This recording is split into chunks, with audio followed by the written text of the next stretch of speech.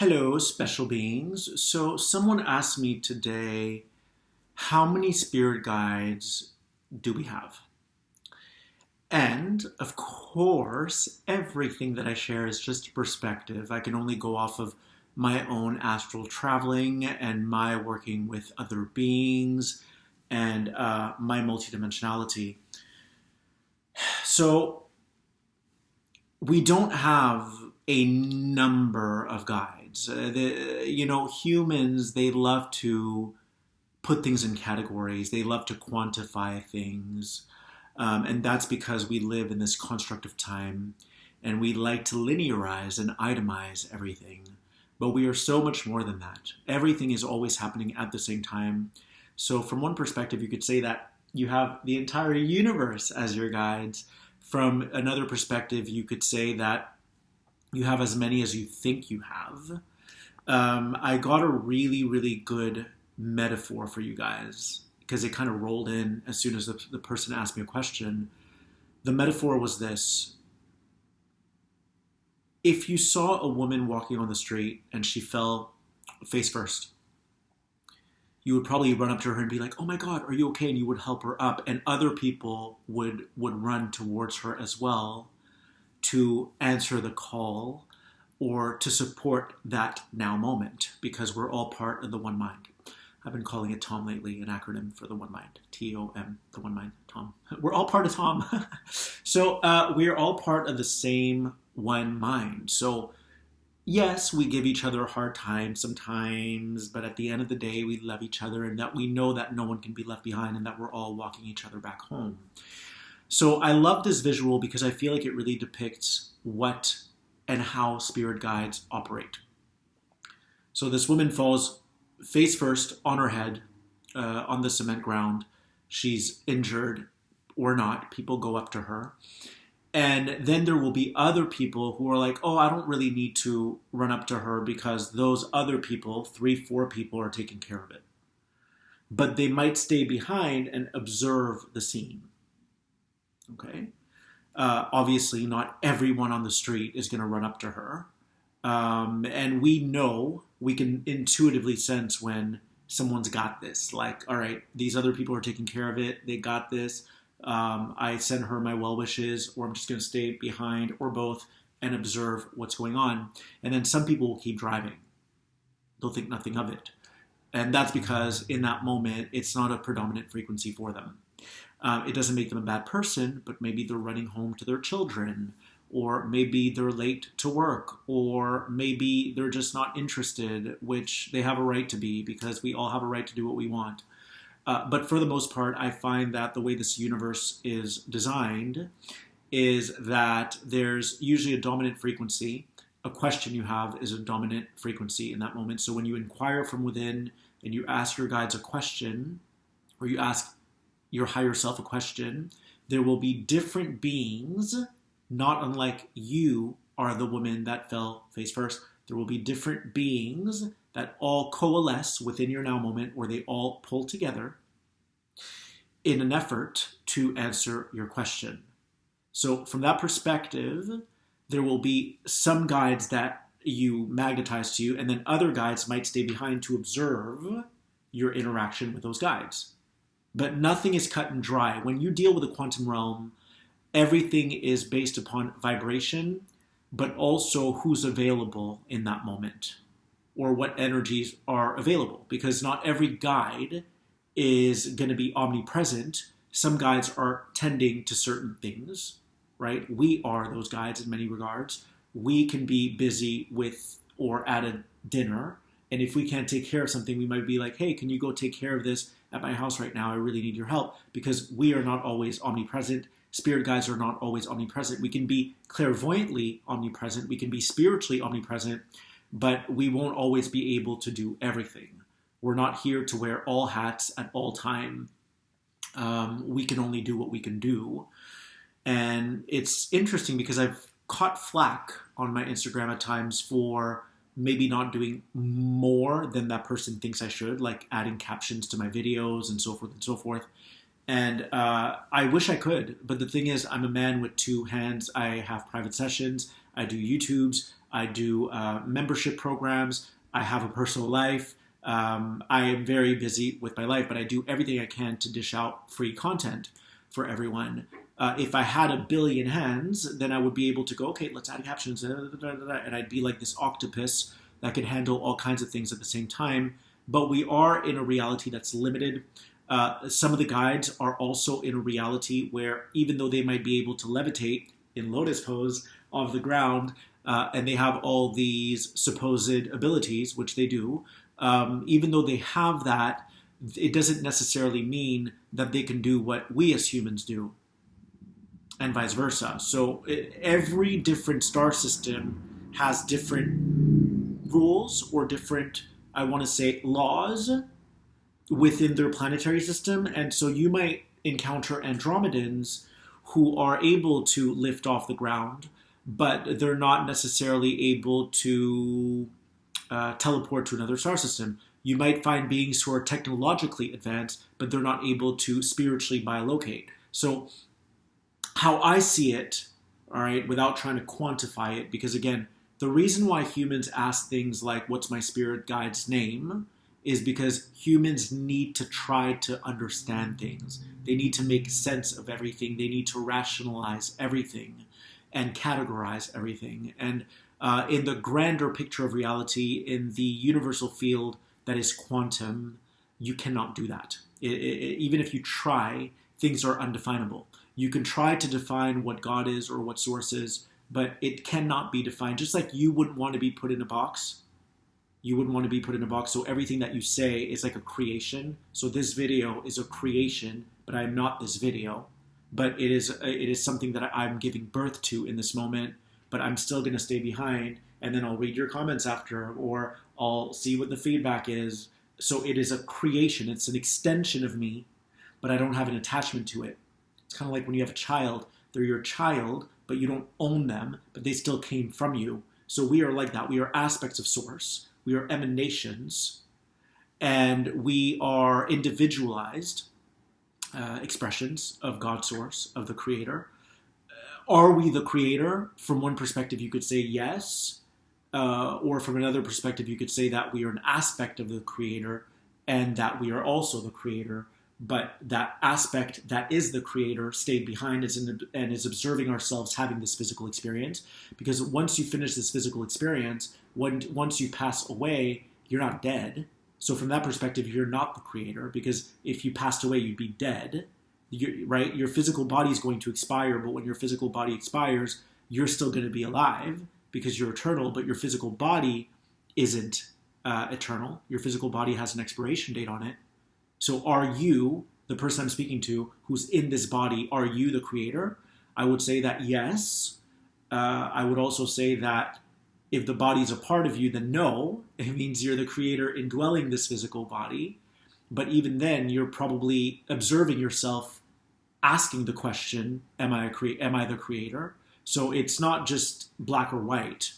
But I like the vision of people running up to this person who might be hurt or who might be injured, because that's a really good example as to how frequencies are able to symphonize and synchronize to serve whatever it is, to serve a problem, or to serve as a solution to a problem, or to serve as a question to an answer. But it's never going to be one thing. The other thing is, you might work with Archangel Michael for a while, and then once Michael teaches you what you needed to learn and you integrate the teaching, that aspect of Michael becomes a part of you.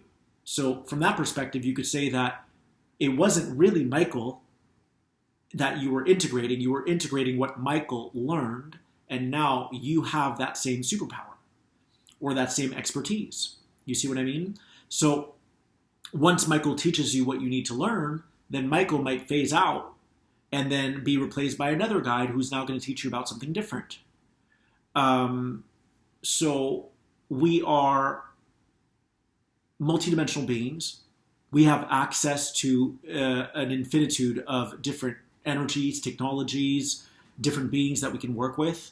Obviously, the goal, if there is one, is to remember that you are source. So when people ask me like, what star system did I originate from? Your true inception point, your true origination point is that you are source. That we are all God, and that we sought to have an experience. And we're like, okay, on the count of 3, let's bloop, and right, and we all kind of, the Big Bang, we all kind of dispersed ourselves to have an individualized experience, but that we still have God. It's kind of like, think of the ocean. There's a wave in the ocean. Is the wave the ocean? No, it's the wave, but it is the ocean. It's both. So the ocean is the ocean, it's the one. You are the wave, which is an individualized sentience, but you still are the wave. You're both. And so when you start to move into the quantum realms, things are not just black or white. It's not number 1 or number 4. It's not how many spirit guides do I have. It's not what are their names. Your guides, for the most part, don't have a name. They're nameless. And if they did, you probably wouldn't even be able to say it. It's something like it'd be some weird sound. And even that, they wouldn't want to be put in a box with that, because they're constantly evolving themselves, and that sound is taking on a new meaning, or that sound is going to modulate in its frequency, or maybe they're observing that sound, their name, as it changes in its form, and that name was just a creation from the creator that they are, which you'll never really meet, because even as I say this, there's still an aspect of me that's observing myself saying this. So we can do our best to try to share things to make sense of them, right? So I think that's important in this human experience. I actually really encourage people to name their guides. So if you're working with a collective, so this is where it gets interesting. If you say, my only guide is Archangel Raphael, okay? And then you end up misrepresenting Raphael, then that's not always a good thing karmically, because you're not really representing him or her. Some people see Raphael as female, some people see Raphael as male. Again, they're genderless. Some of them carry a different frequency or different resonance. That might be more inclined towards the masculinity. Some might be more inclined towards the femininity, the receptivity.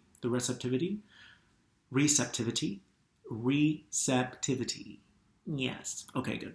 And so that's how it goes. But if you say this is my only guide and then you misrepresent them, then you're going to get yourself in trouble. Not so much so, but I have found from my personal experiences, I don't like to be misrepresented. So guides probably don't like to be misrepresented. And so a lot of the channelers that you know, they usually give a name to the collective that they're working with, because then they understand that it's the energy of source filtering into this, what do you call those things, that, a strainer. So you have a strainer and you pour water into it, and then there's holes in the strainer, and then the water will come out as these different strings of water. And so the beings, the source will kind of filter itself through that person's personality and that person's different quirks and all of this. And then whatever energy that is, they'll name that guide. So it's source energy, or it could be other beings like the Pleiadians, but because it's still filtering through, they'll still end up giving them a name. And I find that's a good way to go, because then there's no hangups, or there's no like, ooh, did I say that okay? Did I represent them okay? Then you can just be free with it. But yes, how many spirit guides do you have? That can't really be quantified. Some might argue and say yes, and I would agree with them if that's their specialization, but I tend to look at everything from a multidimensional viewpoint, and I feel like there isn't just one set in stone number when it comes to the amount of guys that you have. It varies. You might be working with Raphael and Michael, and then they phase out, someone else comes in. It all depends on what you're needing in that season. You know, if you're grieving the loss of someone, there might be other angels that come in and that help you with that grieving process.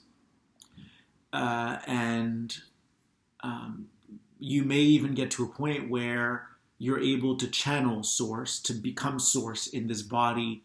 I do that every night. It's really powerful. You become this extremely gigantic energy in this body. And I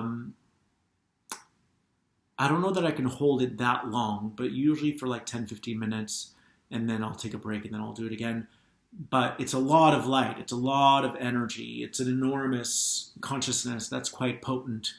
And even as I say that, Source is probably laughing, going like, yeah, that's only a fraction of who I am or what I am. But then from another perspective, you could say that we are Source, and that there's nothing wrong and there's no shame in owning the fact that we are the creator indwelling these physical bodies. And because we all have different personality traits, because we all have different characteristics, then that energy is going to express itself differently from case to case to case, from person to person to person. So what I would say to you is you have many, many, many guides. And again, their origination point is that they're Source, but maybe some of them play the flute, and maybe some of them wrestle, and maybe some of them wield swords. So they all have their specialization, just like I have my specialization in this life, and you have your expertise in life. And so if they're adept at something, then they're going to come in and support you in that. Remember, you are being a frequency, so everything that you pulse out frequentially is going to draw a match to you. So that's another way to look at the guides, is you pulse out a frequency. That frequency is kind of like, if you could see it as like a blip or like a very strong magnetic ball or marble, and then beings from all over the universe can come in, swoop in, and cater to that. That's why I always say, like, if there are Arcturians channeling humans right now, we're not all the same, right? It would be an insult to say that every human is the same. Would there be I want to say, an average or overall energy that humanity carries? I would say that yes. But again, every human differs. No human is the same. So when people say I channel the Pleiadians, there are so many different beings within the Pleiadians. So when you have a question, and I also believe that there are group minds, like group soul consciousnesses, where you can have Arcturians working in collaboration with a Pleiadian, and they're working with Andromedans, and they're working with Syrians, and all of those might come in and answer you in that moment. It doesn't have to be from one star system. So think about, I feel like the metaphor I offered you today is a really good activation for you at a cellular level. I feel like it's a really good ignition of a long forgotten memory or something, where there's an energy and people come in to support that. But humans as a whole need to get out of this whole like linear mindset, because nothing is linear. Nothing is, when is this going to happen for me? There can be predictions, there can be some prevalent energies in your vibratory field that point to a potentiality that is around the corner or maybe in the distant future. But I have found that it's all going to rely upon your choice in life. If you keep operating from a place of I need, rather than pouring into yourself, then you might delay your process of meeting someone. If you keep judging yourself on this path, you might also delay your process of getting further in tune with your intuition. I do think some things are timed, though. So if you find that you try things or you don't try things and it's still not happening, there's usually a timing involved. Timing plays a big role in this time-space continuum, in this reality. So yes, there is such thing as a time frame for when things are meant to happen. But again, I don't believe that it's locked in stone. A lot of it has to do with if you're willing to meet your universe halfway, if you're working diligently and consistently with your guides, if you're working with your higher self, if you're tuning into the hints and the clues, all of that makes a difference, and it definitely changes the potentials that are brewing in your field. There is such a thing as time, though, so I just want to reiterate that. Um, but we've got to stop trying to measure everything, because the quantum field can't really be measured. You might be nervous about something, and you think that it's corresponds to a certain event, right? Like you're nervous about an interview, but that nervousness holds so much more than that one event. It can be all of the events that other people have gone through that cause them to feel nervous. It can be that within that nervousness, you're giving birth to a baby, or in 5 years from now, you're going to be in labor, or you're going to hope to deliver a baby and you're nervous about that. So nothing is really as it seems. Like there are so many different components that play a role in everything that we feel. And so just be mindful of that. Be mindful of that. And also know that there are always higher degrees of consciousness that you can attain. I always say that consciousness is like a video game. You can't get to level 3 if you haven't completed level 2. It really is like a video game. And as you move yourself into the higher and higher and higher octaves of consciousness, the game is going to change for you. It's going to become more sophisticated. For a long time, I would talk about the guides all the time. And eventually they're like, Phil, we need you to just accept that you are the guide, that you are the alien in human disguise. And that rather than channeling, you're actually shapeshifting energetically to meet people's needs. You're shapeshifting according to someone's needs. And so all of it is true. Yes, you're channeling information that is relevant to people's needs. But another perspective is that you finally accept that you are the alien in human form. You are the starseed. You came here from another star system to assist humanity, and that you are the shapeshifter. I think a lot of times we water ourselves down because we're afraid of people judging us. So some people might be channeling for the right reasons, and some people might be terrified to say that they are those beings, or they're just afraid to own their truth because they're afraid of backlash, or they're afraid to be judged. A lot of us carry information from other lifetimes, from other incarnations, and when we drag those stories into this incarnation with us, we don't always step up to the plate and own that we fucking know shit. Like, I know shit, and I do leave my body every night. And I do wield energy. Like, I know for certain that I'm not from this planet. And I'm very connected to the planet that I'm from. If you could think of wizards, if you could think of magic, if you could think of Avalon, like what we do is work with energy. We wield our life force. We work on constantly raising our frequency through the imagination fields, through the conjuring of all these different things, and also not only that, but actually working with the energy. So to me, that feels more real than this YouTube video right now. It really does. So when I meditate at night, when I go on my walks, my wizard walks, that to me is more real than anything I'm going to experience today. It feels like my home frequency. So we all have, sometimes we all have these like limitations where we're not admittedly telling people like, yeah, I am this alien, or yes, I am this wizard. So again, we don't want to fault anyone, and it doesn't make them, I want to say that it doesn't make them a false prophet or a charlatan if they're saying they're channeling beings and they're not. Again, everything exists, so from one perspective, they are channeling other beings, and maybe they just feel more comfortable being in that seat of the translator or the channeler. Maybe they feel more in pocket. So I get that too. I find that I'm able to stream more information when I'm in the student rather than the teacher. And I've actually played with the different energies.